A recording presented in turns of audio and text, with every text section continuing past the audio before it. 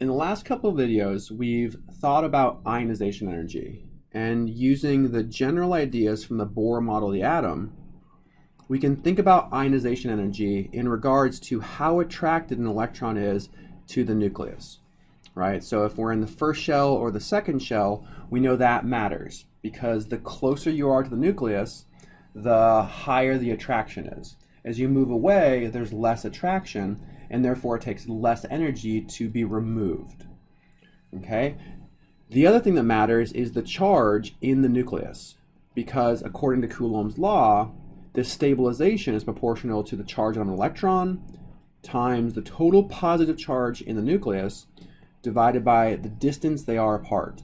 So if you have more protons in the nucleus, the electron gets attracted more. Okay? So these same ideas are going to be applied to understanding this new idea of electron affinity.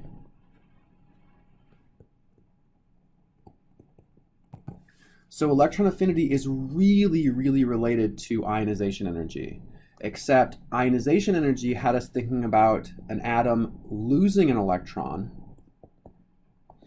while electron affinity is going to have us thinking about how well an atom can attract an electron to make an anion. Okay, and the ideas that govern the trends in electron affinity are the same as the ideas that govern the trends in ionization energy. Except in this case, if we have our Bohr model of the atom here, we're no longer trying to remove an electron, but we're trying to bring an electron into a vacant spot in a shell. Right, so we have an electron here that wants to come in and be placed in this spot. So we have to think about how well the atom can do at attracting that electron, right? And this idea, this attraction, is governed by Coulomb's law again. So atoms that have more protons in the nucleus are going to do better at attracting electrons. Okay, but even more important, atoms that are small, that electrons coming into low shell numbers, so the first shell or the second shell, are going to really want to come in and interact, whereas as we move to outer shells, the electrons won't be as attracted as much because they're much further away. Okay, so just like we talked about with ionization energy, we can use Coulomb's law to understand the general trend in electron affinity.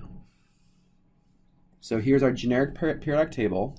We know that in the bottom left, we are outer shells. And within the given shell, we have a minimum number of protons. So minimum protons per shell. Okay? As we move up, we are decreasing the radius. And when we decrease the radius, this increases our attraction. So decreasing the radius increases the attraction. As we move to the right on the periodic table, we are increasing the number of protons, which increases our attraction. So based on Coulomb's law, we expect the general trend of electron affinity to be small in the bottom left and increase as we move to the up and to the right, just like ionization energy. Okay, so let's use this general trend to kind of predict a couple elements and explain why. So let's compare nitrogen versus fluorine. Okay. So nitrogen is Z equals 7, so that means we have 7 protons, and fluorine is Z equals 9, so we have 9 protons. They're both in the second shell, right? So the configuration for nitrogen is 1s2, 2s2, 2p3, and for fluorine it's 1s2, 2s2, 2p5. So the incoming electron would go into the 2p subshell for both of these two elements.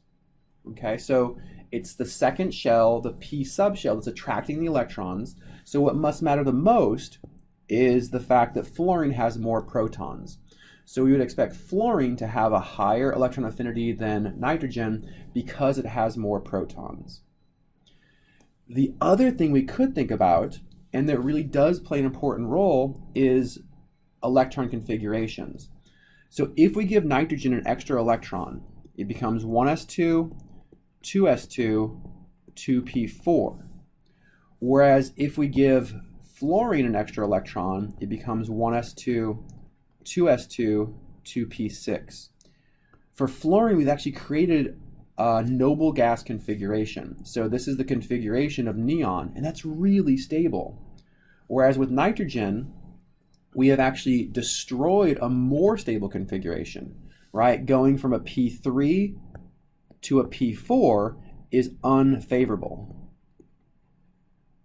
So for these two reasons, right, Coulomb's law argument, as well as a stability of electron configuration argument, we would absolutely predict fluorine to be to have the higher electron affinity.